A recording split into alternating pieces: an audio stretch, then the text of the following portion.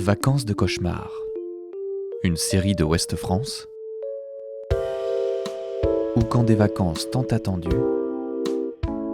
tournent à la catastrophe.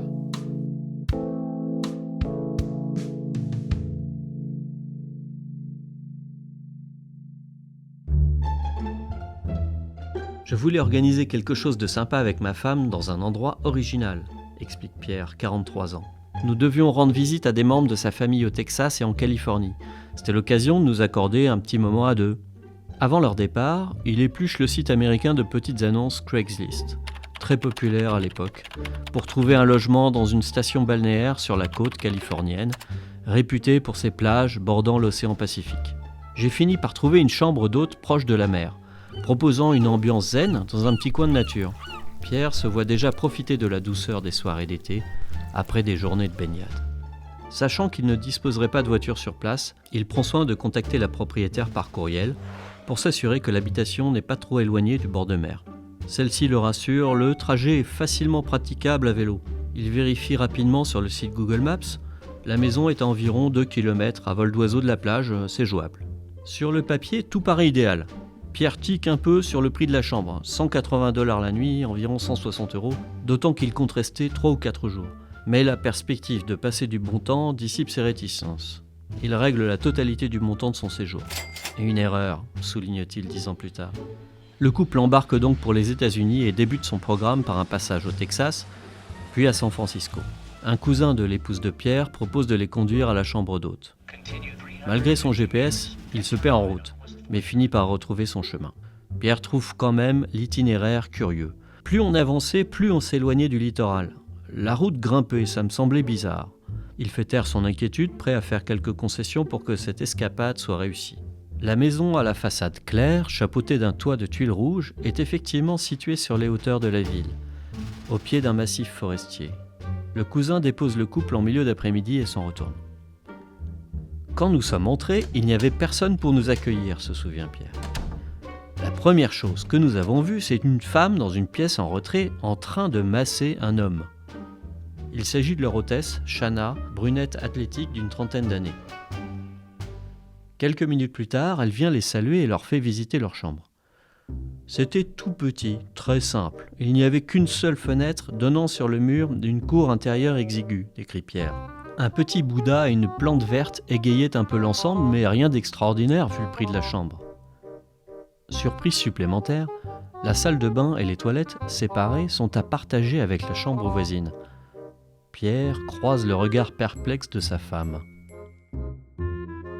Il demande des explications à Shanna, espérant secrètement qu'il s'agit d'un malentendu et que la maison recèle une suite royale qui va leur être proposée en échange.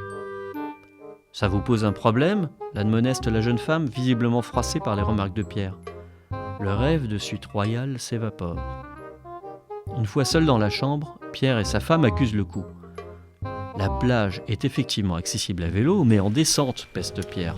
En revanche, le trajet retour, c'est comme remonter le col du Tourmalet. Le couple commande un taxi et s'échappe pour prendre l'air en ville. Mais sa déception empoisonne la soirée. Au restaurant, on ne parlait que de ça. Cette chambre minuscule, loin de tout, ça fait prison, insiste Pierre.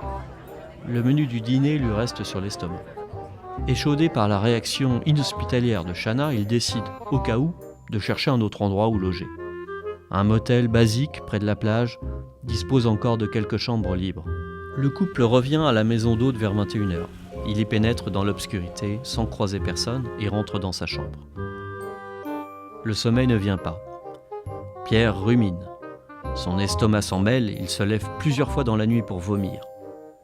Décision est prise de quitter les lieux après le petit déjeuner et de négocier un remboursement. Le lendemain matin, Pierre et son épouse trouvent Shanna dans la cuisine. Elle leur fait face, adossée sur le plan de travail. Pierre lui fait part de son souhait d'écourter le séjour et lui suggère un compromis sur les frais engagés. La propriétaire se braque une nouvelle fois. Elle s'est mise à vociférer qu'on lui manquait de respect, qu'on l'insultait. Elle affirmait qu'on n'aimait pas sa maison, qu'elle savait que ça se passerait comme ça, rapporte Pierre qui encaisse ses propos comme un uppercut. Shanna leur intime l'ordre de faire leurs valises et de partir sur le champ. Bien que désarçonné par la virulence de la jeune femme, Pierre renouvelle sa demande. Il y avait une grosse tension, insiste-t-il. J'ai pensé que ça pouvait vraiment mal se terminer. Soudain, les pneus crissent devant la maison et quelques secondes plus tard, un gros malabar déboule dans la pièce. Son attitude hostile fait reculer Pierre instinctivement. À son tour, l'homme ordonne au couple de s'en aller. Pierre ne se démonte pas et réclame une fois encore une partie de son argent. Chana ouvre alors un grand tiroir garni de couteaux de cuisine. L'inconnu s'approche, menaçant. « J'ai beau avoir fait du judo, je ne me voyais pas me battre avec ce gros type qui ressemblait à un vétéran de la guerre du Vietnam, avoue-t-il. » Convaincu qu'il est chez des fous, il lâche prise. Figé par la peur, son épouse approuve en silence. Tandis qu'ils plient leurs bagages à la hâte dans leur chambre, ils entendent un ronflement de voiture. Chana ouvre la porte sans prévenir. « Votre taxi est là », leur lance-t-elle froidement. « Maintenant, vous prenez vos valises et vous dégagez de ma maison. » Pierre et sa femme déguerpissent avec le sentiment d'avoir été chassés. « Ça avait quelque chose d'humiliant », confie Pierre. Ils s'installent au motel. « Nous sommes quand même allés au commissariat pour porter plainte », poursuit-il. « Après le récit de notre mésaventure, les policiers nous ont demandé comment on avait trouvé cette location. Quand je leur ai répondu que c'était via le site Craigslist, ça ne les a pas surpris. » Les forces de l'ordre leur expliquent que les arnaques prolifèrent sur la plateforme. Écœuré, Pierre renonce à engager des poursuites. Pendant les 2 jours qui suivent, sa femme et lui cherchent à comprendre comment ils ont pu tomber dans un tel guêpier. On n'a pas arrêté de ressasser tout ça. Pugnace, il tente quelque temps plus tard de recontacter Chana, sans succès. Il ne s'est rien passé de grave, reconnaît Pierre, mais ça nous a vraiment gâché nos vacances. Au point que, durant la suite du voyage, on n'a presque plus pris de photos.